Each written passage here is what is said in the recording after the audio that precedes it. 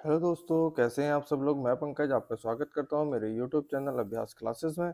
तो दोस्तों, हमारी नैनीताल सीरीज चल रही थी और नैनीताल सीरीज में आज हम बात करने वाले हैं उसके कुछ आगे के बारे में। और लास्ट टाइम तक हमने कुछ चीज़ें पढ़ी थी जिसमें नैनीताल की खोज किसने की थी और नैनीताल के कुछ जनपद भौगोलिक क्षेत्र के बारे में, और आपका हल्द्वानी और काठगोदाम, भवाली, रामगढ़, ऐसे कुछ क्षेत्रों के बारे में हमने बात की थी।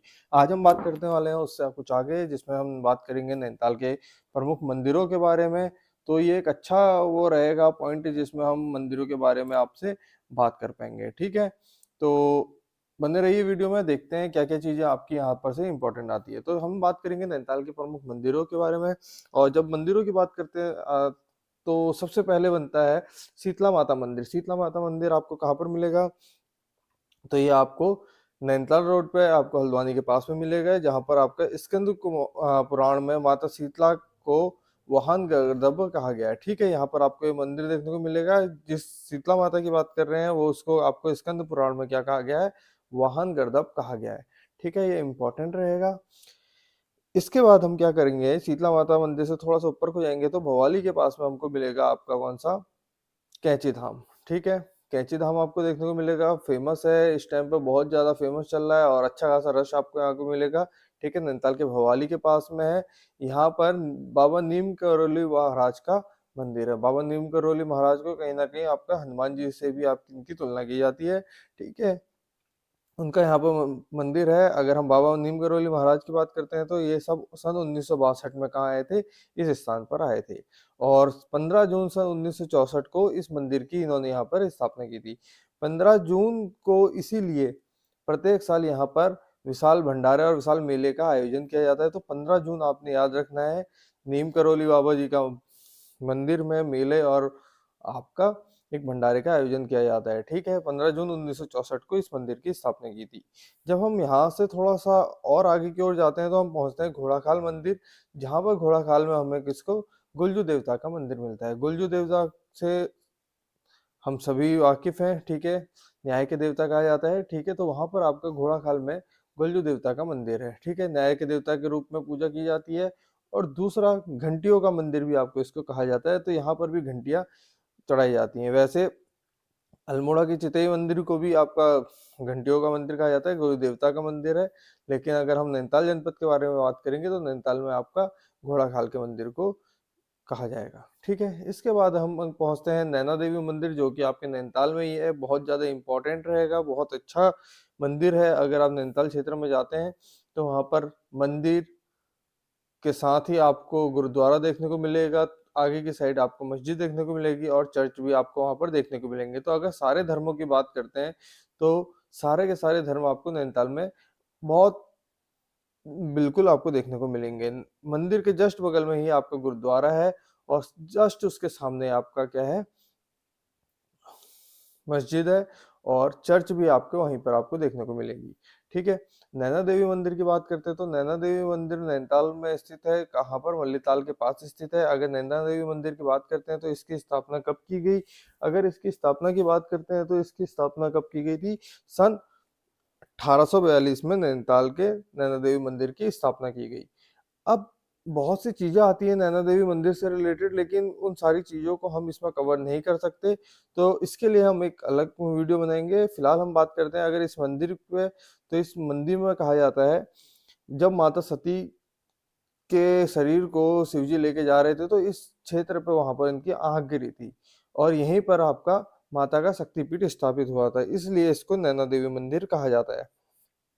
ठीक है, ये अच्छा क्वेश्चन है, कहा जाएगा, इम्पोर्टेंट आपके लिए रहेगा। ठीक है, तो आपको इसको या क्या करना है, याद करके रखना है। बहुत ज्यादा इम्पोर्टेंट आपका ये क्वेश्चन है। ठीक है, क्या हुआ था कि जब शिव जी माता सती को ले जा रहे थे तो यहाँ पर उनकी आंख गिर गई थी, इसलिए यहाँ पर इस जगह को आपका नैनीताल कहा गया है। अगर हम इसका आगे और बात करते हैं तो इसके बाद हमको हल्द्वानी के काठगोदाम के पास में एक मंदिर देखने को मिलेगा, काली चौड़ मंदिर, जो कि माँ काली का मंदिर है। काठगोदाम से तकरीबन 6-7 किलोमीटर की दूरी में गोलापार वाली रोड में आपको ये मंदिर देखने को मिलेगा। बाकी इनके बारे में डीप हम बात करेंगे, एक एक वीडियो बनाएंगे जिसमें हम प्रत्येक मंदिर के बारे में और कुछ इंपॉर्टेंट चीज़ों के बारे में बात करेंगे, वो हम बाद में बात करेंगे। फिलहाल हम इस जिला सीरीज में जो जो इम्पोर्टेंट है, ठीक है, कहाँ पर कौन से मंदिर स्थित हैं, कहाँ पर कौन सा क्षेत्र स्थित है, कहाँ पर कौन सी चीज इंपॉर्टेंट है, उन पर हम बात करेंगे। इन मंदिरों के अंदर क्या इंपॉर्टेंट है, कब इसकी स्थापना हुई, किसने करी नैनीताल में, क्योंकि इस मंदिर के लिए भी दो तीन चीजें आपको देखने को मिलती हैं, ठीक है। तो हम इन सारी चीजों को हम क्या करेंगे, बाद में बात करेंगे। इसके बाद हम बात करते हैं मुक्तेश्वर महादेव मंदिर का। मुक्तेश्वर महादेव मंदिर आपका मुक्तेश्वर में स्थित है और पर्यटन के क्षेत्र से मुक्तेश्वर बहुत अच्छा क्षेत्र है, और यहाँ पर आप जब भी पर्यटन के लिए जाएंगे तो मुक्तेश्वर महादेव मंदिर के आपको दर्शन देखने को मिलेंगे। इसके अलावा गांधी मंदिर की बात करते हैं तो नैनीताल के ताकुला गांव में आपका कौन सा गांधी मंदिर स्थित है। पाषाण देवी मंदिर भी आपको नैनीताल को ठंडी सड़क में देखने को मिल जाएगा। नैनीताल में मेथोडिस्ट चर्च है, यह भारत और वो एशिया का आपका पहला मेथोडिस्ट चर्च है। जैसा कि अभी मैं आपको बता रहा था कि नैनीताल में आपको सब कुछ देखने को मिलेगा, तो यहाँ पर आपको ये भी देखने को मिलेगा मेथोडिस्ट चर्च, जो कि भारत और एशिया का पहला मेथोडिस्ट चर्च है, ठीक है। ये इम्पोर्टेंट है, ये भी पेपर में आया है और बहुत बार आया है। ये वाला क्वेश्चन 2 से 3 बार आपको पेपर में देखने को मिल गया है, ठीक है। तो इसलिए इसको क्या करना है, आपने इम्पोर्टेंट बना के रखना है, क्योंकि रहेगा, ये पेपर में आ सकता है, आने वाले टाइम पे भी ये पेपर में आएगा ही आएगा, इसको आप छोड़ नहीं सकते, ठीक है। इसके बाद अगर हम बात करते हैं इस चर्च की, तो सन 1858 में विलियम बटलर ने कमिश्नर हेनरी रैमजे की मदद से इसकी स्थापना की थी, ठीक है। किसने, विलियम बटलर ने सन 1858, ये पॉइंट याद कर लीजिएगा, सन 1858 में विलियम बटलर ने कमिश्नर हेनरी रैमजे की मदद से क्या करा था, इसकी स्थापना की थी। अब यहाँ पर पॉइंट आ गया कि हेनरी रैमजे, जिनके बारे में अभी हमने बात की थी, इन्होंने रामनगर को बसाया है। इससे हमारी लास्ट वाली वीडियो अगर आपने नहीं देखी है तो आप वहां पर देख लेंगे। इन्होंने रामनगर को बसाया है, वही हेनरी रैमजे हैं जिन्हें रामजे के नाम से भी पहचाना जाता है, और हल्द्वानी में नहरों की स्थापना भी इन्हीं हेनरी रैमजे ने की है, ठीक है। तो हेनरी रैमजे ये आपके लिए इंपॉर्टेंट रहेंगे पेपर की दृष्टि से भी, बहुत बार पेपरों में इनसे रिलेटेड क्वेश्चन आते ही आते हैं, ठीक है। तो वहां पर आपके लिए इंपॉर्टेंट रहेंगे।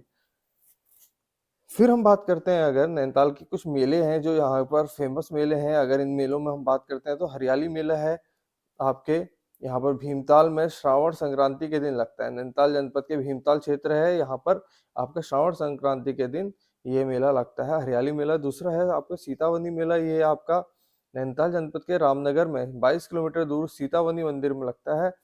सीतावनी मंदिर माता सीता को समर्पित है, ठीक है। सीतावनी मेला अगर कहाँ लगता है तो नैनीताल जनपद पर लगता है। तीसरा इंपॉर्टेंट है जिया रानी का मेला, ये इंपॉर्टेंट रहेगा, ठीक है। ये रानी बाग में प्रत्येक वर्ष आयोजित किया जाता है, ठीक है। नैनीताल जनपद के कहाँ पर, रानी बाग में। काठगोदाम से थोड़ा सा ऊपर जाएंगे तो वहां पर आपको ये देखने को मिलेगा जिया रानी का मेला, ठीक है। प्रतिवर्ष यह आयोजित किया जाता है, तो ये इंपॉर्टेंट रहेगा।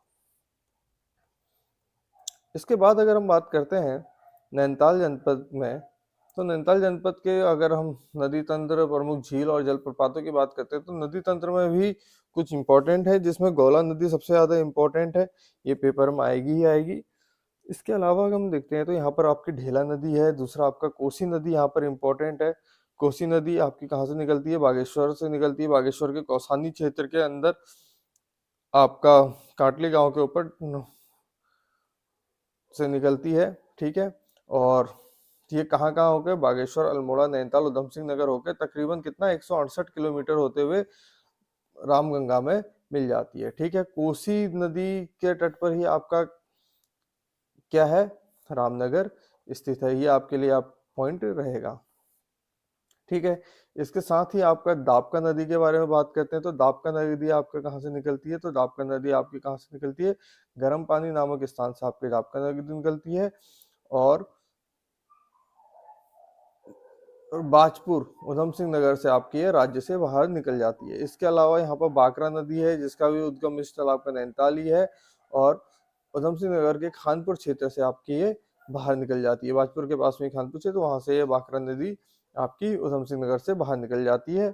और इसके अलावा बौरी नदी है, तो ये आपके नैनीताल के काला ढूंगी रेंज से निकलती है।